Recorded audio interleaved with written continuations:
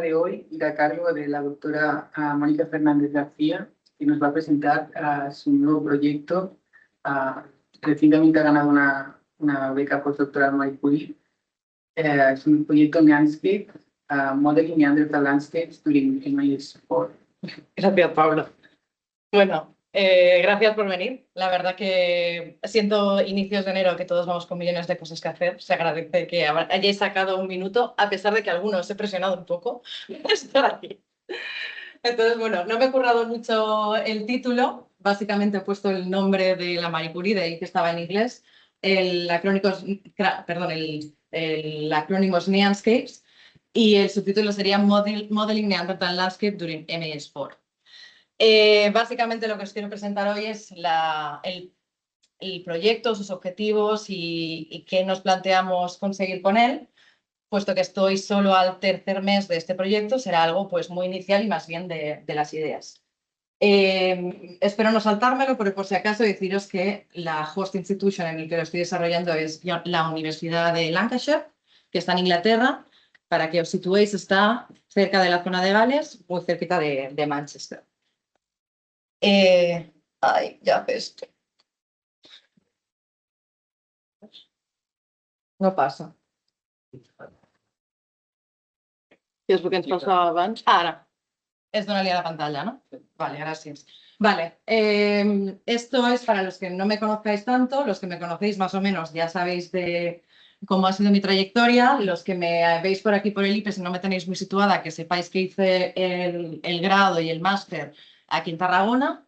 Siempre he estado más o menos vinculada a partir de los yacimientos arqueológicos con proyectos del centro, lo que pasa que luego ya me fui a hacer mi doctorado internacional fuera, entre Italia y Ferrara.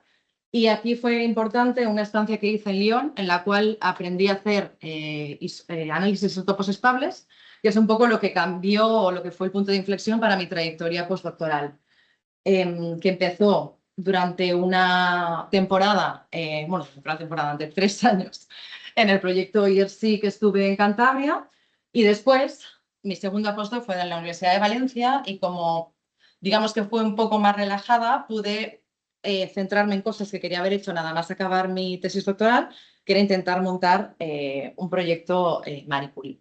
Lo hice junto con Jennifer Jones de la Universidad de Lancashire y entre las dos, pues en cuestión de 2 meses de encierro, montamos este proyecto así, a contrarreloj. Y increíblemente pues nos lo financiaron y es lo que os estoy presentando hoy y estamos súper contentas. Entonces, esto para los que sí me conocéis. Entonces, ¿tú no hacías micro? Esta es como una pregunta que estoy constantemente contestando. Sí, hago micro y sigo haciéndolo y sigo en un montón de estudios de yacimientos en los que se está estudiando micro del centro, o sea, microfauna para estudios climáticos y paleoambientales, pero ya desde mi etapa postdoc empecé a aplicar objetivos similares de reconstrucción ambiental y climática a partir de otros registros como es la macrofauna, en concreto los ungulados y los herbívoros, que es de lo que hablaré hoy. Y alguien me dice, ¿es porque la macro es mejor? Y entonces la respuesta es que no, que tampoco, que depende, ¿no? O sea, depende de las preguntas que hagas. No es que me haya cambiado el chándal de la micro por la macro porque sea mejor, simplemente porque algunas problemáticas que han ido surgiendo a partir de la macro las podía responder mejor. Por ejemplo, la presencia humana o la actividad humana en un yacimiento, pero sin embargo, la micro me sigue aportando muchísima información en algunos de estos yacimientos, puesto que me da un valor local de lo que está pasando en el entorno más inmediato del yacimiento. Por lo tanto, sigo conviviendo entre estos dos mundos. Y nada, ya sin más presentaciones, entro a explicaros el proyecto. Como os decía, la institución principal en Inglaterra incluirá un secondment en la Universidad de Utah próximamente. También incluyo a IPES y a la Autónoma de Barcelona porque los yacimientos y los materiales que estudiamos están en estudio en estos centros. Y también ha incluido pequeñas visitas, ¿no? Como la que estoy haciendo ahora aquí en el IPES para el muestreo de los materiales. Y nada, bueno, no he hecho mucha presentación de lo que es una Marie Curie, creo que en el centro todos sabéis perfectamente en qué consisten. Es una ayuda de la Fundación, o sea, de la Unión Europea, altamente competitiva y, en mi caso, ha iniciado en octubre y finalizará en septiembre de 2027. Son 2 años. Aunque incluya Inglaterra y Estados Unidos, no es una global, es una europea. Cuando haces el proyecto Marie Curie, tienes que poner en relevancia ciertos aspectos de tu proyecto que lo intentan hacer un poco diferente, ¿no?, a lo que se está haciendo. Entonces yo le di bastantes vueltas a qué podía destacar y las 3 pilares principales que puse en relevancia fueron estas 3 ideas con las que más o menos intentaré vertebrar la charla. El primero de todos, lo que destacábamos es que estudiaremos el estadio isotópico marino 4. Luego lo explicaré mejor, pero porque está poco estudiado y consideramos que es bastante clave para entender a los neandertales, que es esencialmente de lo que va el proyecto. Después, a nivel metodológico, lo que proponemos es hacer análisis de isótopos bastante exhaustivos, múltiples, en un mismo registro para sacar muchísima información que podamos llevar a la escala climática, o sea, a la escala humana. Decisiones humanas, ese sería nuestro principal objetivo de llegar. Y finalmente, esta metodología que os explicaré también mejor después, que se llama los isoscapes, isopaisajes, en castellano se podría traducir, que básicamente es una metodología que se está empezando a aplicar en diferentes sitios de Europa, pero aquí en la península ibérica está aún muy poco desarrollada. La principal cuestión que queremos resolver con este proyecto sería cómo los neandertales o los grupos neandertales del noreste peninsular están respondiendo al estrés climático que este periodo frío, que explicaremos ahora del estadio isotópico 4, les está imponiendo. Están cambiando sus dinámicas de subsistencia y, por lo tanto, adaptándose a subsistir, o están simplemente haciendo lo mismo y ya les va bien porque están en un refugio como es la península ibérica y las cosas siguen avanzando.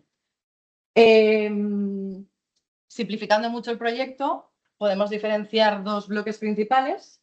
Bueno, los yacimientos ya los adelanto, que seleccionamos fueron la Abril Pizarro y la Griera, que también explicaré un poquito. El periodo en el que estamos es el estadio isotópico 4.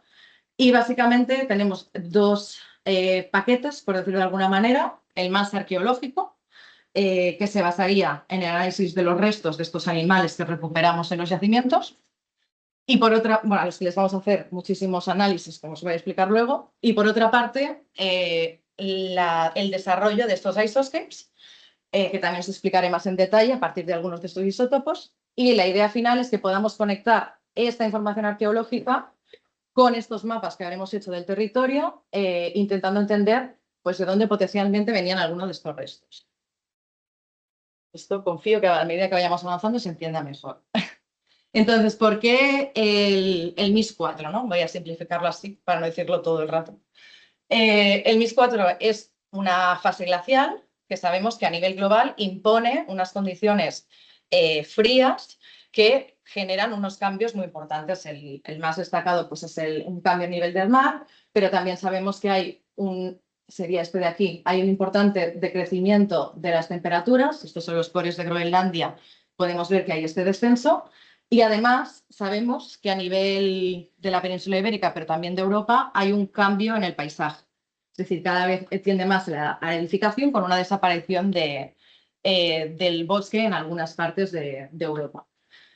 Y nos parecía interesante porque los neandertales están muy estudiados en el estadio isotópico 3, que es cuando se está produciendo la extinción y donde más gente ha puesto la atención, porque al final pues ese es el momento clave, ¿no?, de esta desaparición, y además sabemos que está constantemente oscilando climáticamente y eso les impone un problema, pero menos atención se ha puesto al estadio justo previo, que sabemos que es, de hecho, por definición, un estadio glacial, es decir, una época fría, en la que se produce una bajada generalizada de estas temperaturas y además viniendo de un estadio isotópico 5 de unas condiciones globalmente más cálidas. Entonces es un gran impacto de una forma de subsistencia a un momento en que está poniendo un estrés climático.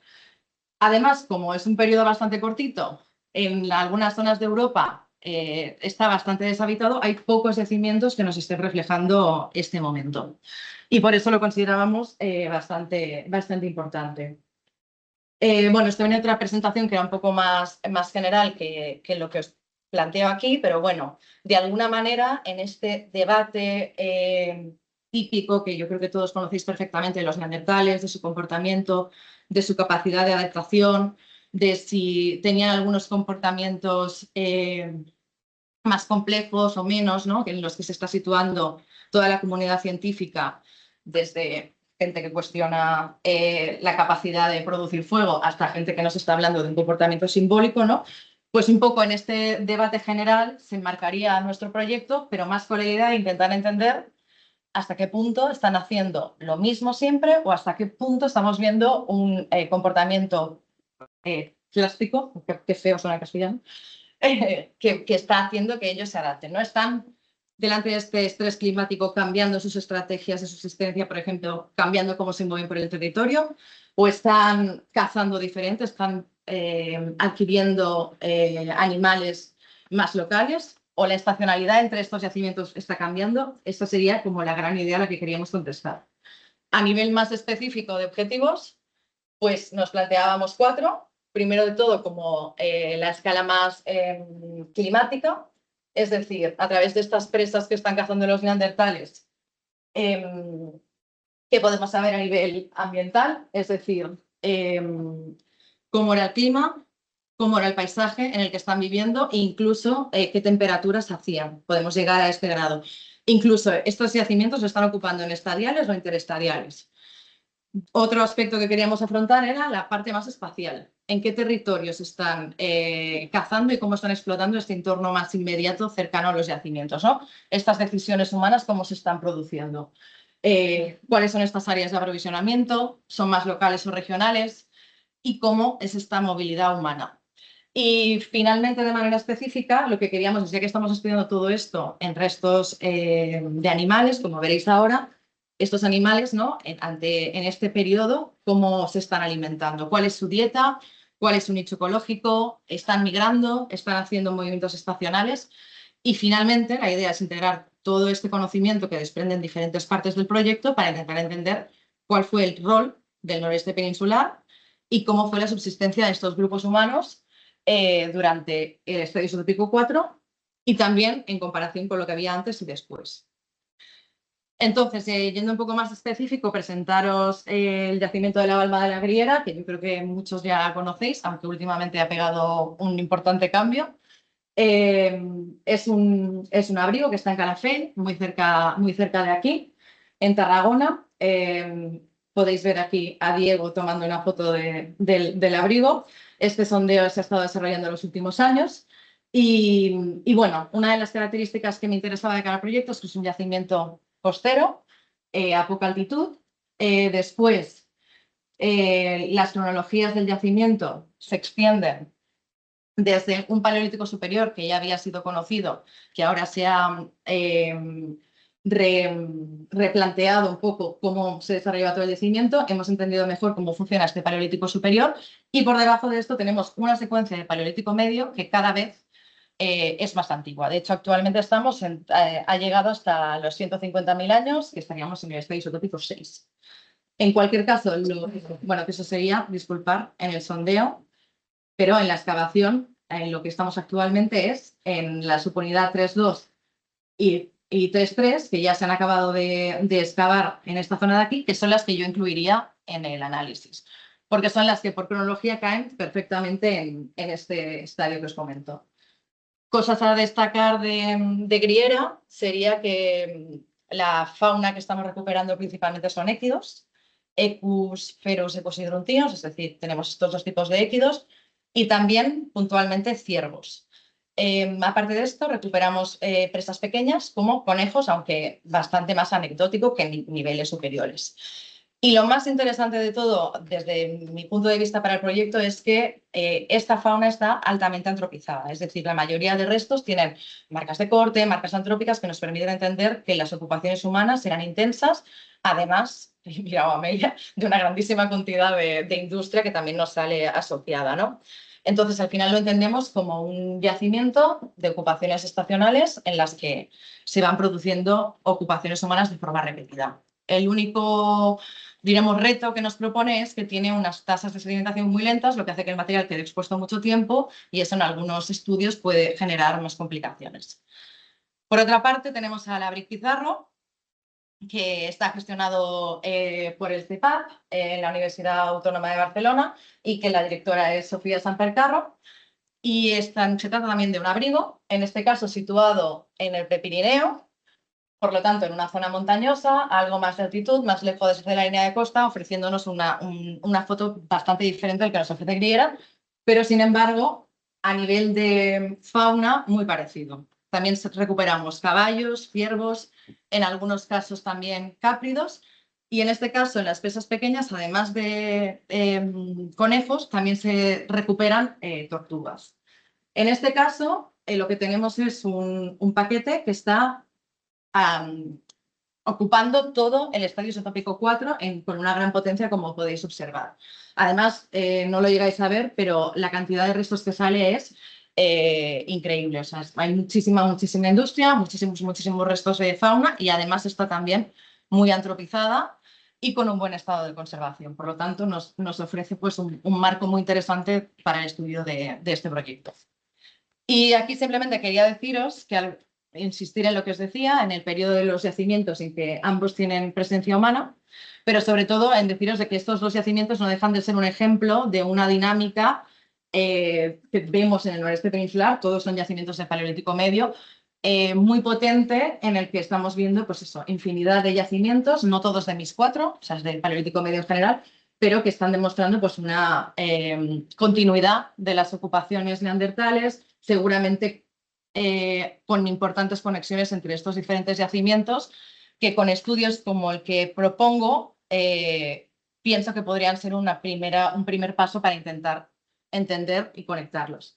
Y solo como un ejemplo, cuando yo estaba montando el proyecto, lo miré así de casualidad y claro, de la Abric Pizarro a Griera hay 130 kilómetros, o sea, que es nada. Si lo pones en Google Maps son 30 horas andando. O sea, que claramente todos estos grupos neandertales se están moviendo ampliamente por estos territorios y haciendo ocupaciones estacionales que van cambiando. Y entonces ya entrando a la parte complicada, para mí de explicaros la sencilla, los isótopos. La otra cosa importante que planteábamos de este estudio es que con los mismos restos íbamos a intentar sacar el máximo de información. Y esto, bueno, primero de todo volver a centrarlo, de estos yacimientos vamos a analizar estos restos de estos animales que son presas de estos humanos, esto es importante, y que además van a reflejar información del entorno, de lo que comen y de lo que beben. Toda la información química que hay en su entorno la van a reflejar en su esqueleto y lo que nos va a llegar en yacimientos paleolíticos va a ser dientes y huesos, ¿no?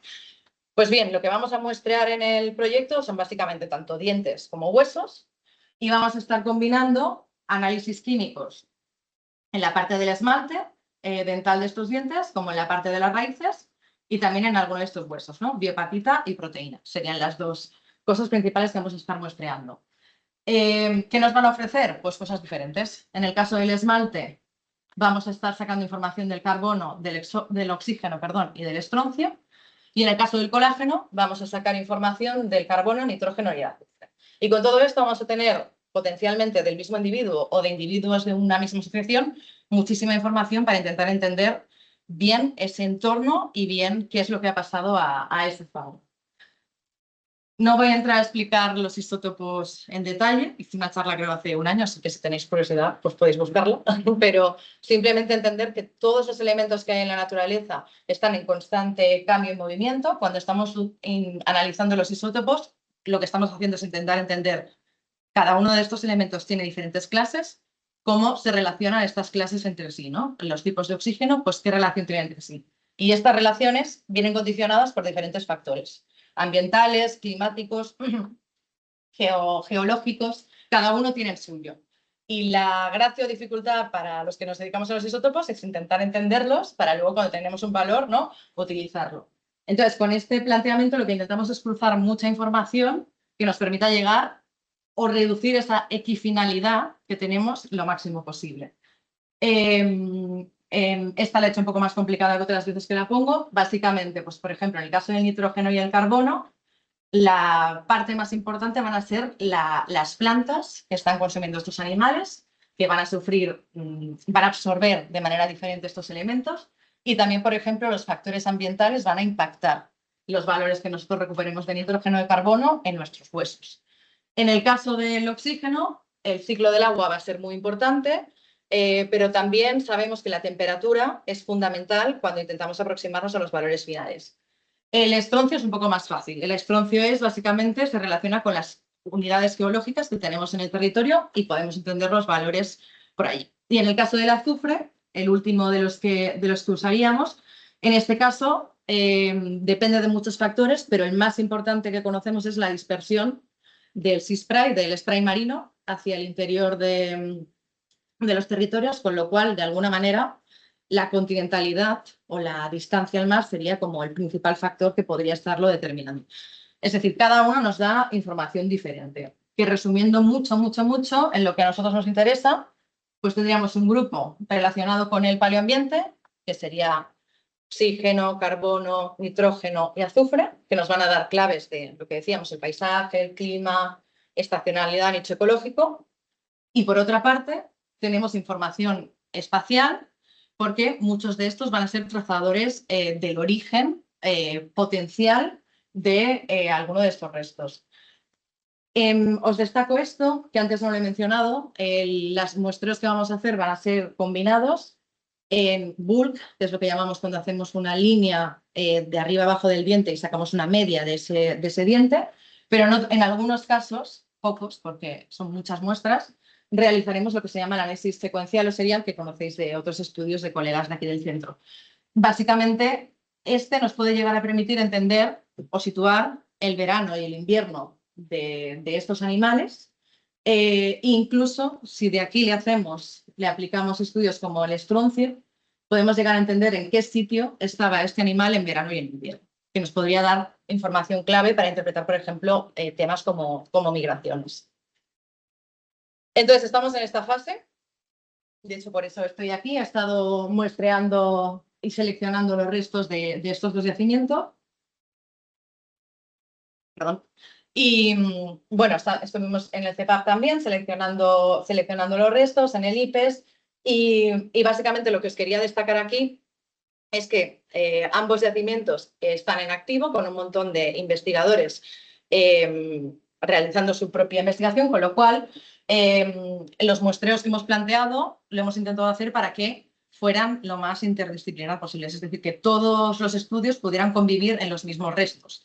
Creo que esto es algo que es importante que todos pensemos cuando nos ponemos a muestrear, ¿no? Que luego haya más estudios relacionados. Y eso es algo que está bien por tus colegas, porque trabaja más gente, y luego desde un punto de vista científico, porque la información que vas a sacar es mucho mayor, ¿no?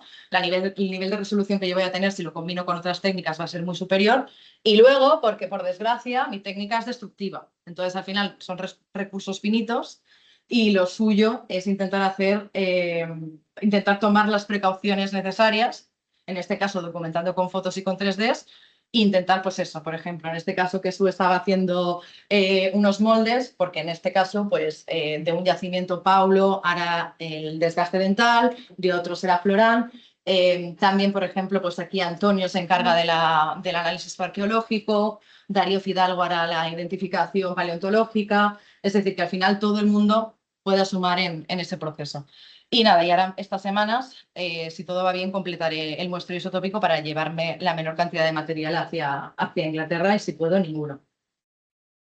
Y la última parte, prometido, es la de las tres que os presentaba, la parte que yo creo que justifica que me dieran la Marie Curie, porque creo que es la parte más novedosa. O sea, lo otro hay gente que lo está haciendo, pero esto es de una aplicación más reducida.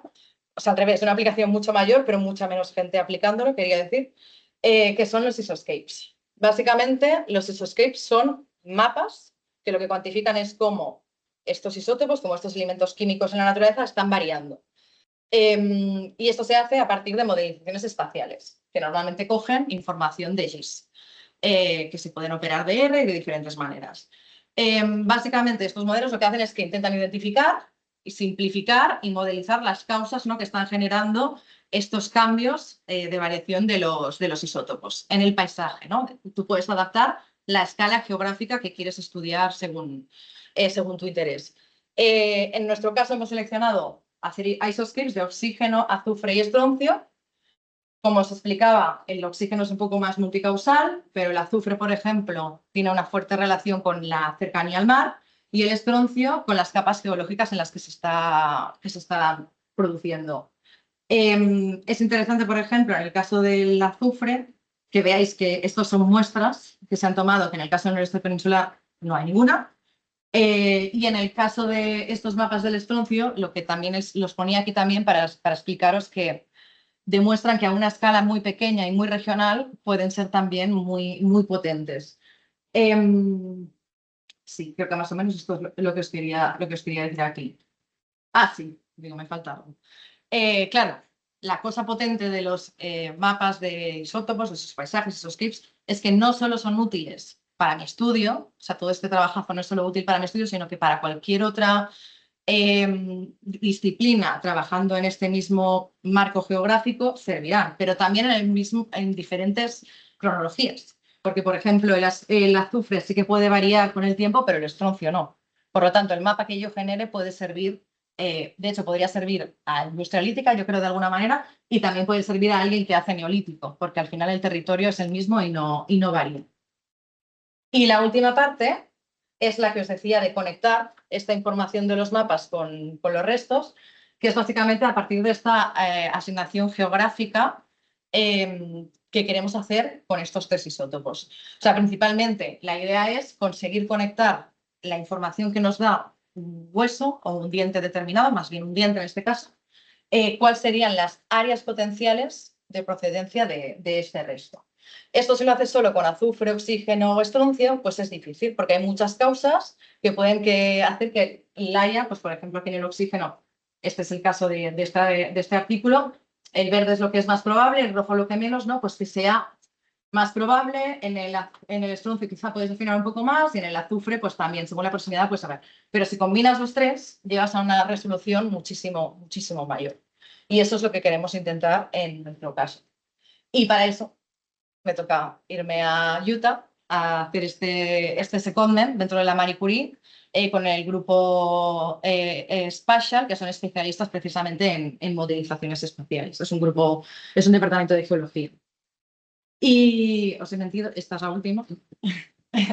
Y bueno, todas estas modelizaciones se pueden hacer solo con Open Data, de hecho es la primera parte, o sea, recopilar toda esta información cartográfica, de isótopos, parámetros ambientales, pero siempre será mejor si tú estás generando datos en la región para calibrar mejor estos modelos, ¿no? Entonces, la última parte, si consideramos funding, si consideramos dinero, porque el estroncio es muy caro, será incluir muestras del territorio, tanto de azufre, que en este caso lo vamos a hacer a partir de restos de roedores de los yacimientos, porque como os digo, cambia en el tiempo, con lo cual nos interesa qué pasaba en el Paleolítico Medio y no hoy. Y en el estroncio sí que podemos ir simplemente a muestrear plantas hoy en día en determinadas capas geográficas para que nos ayude a dar árboles de referencia, que lo hemos planteado de momento un poco grosso modo, en diferentes capas a lo largo de todo el noreste peninsular, pero específicamente alrededor de estos yacimientos. Y con todo esto, muchas gracias por vuestra atención.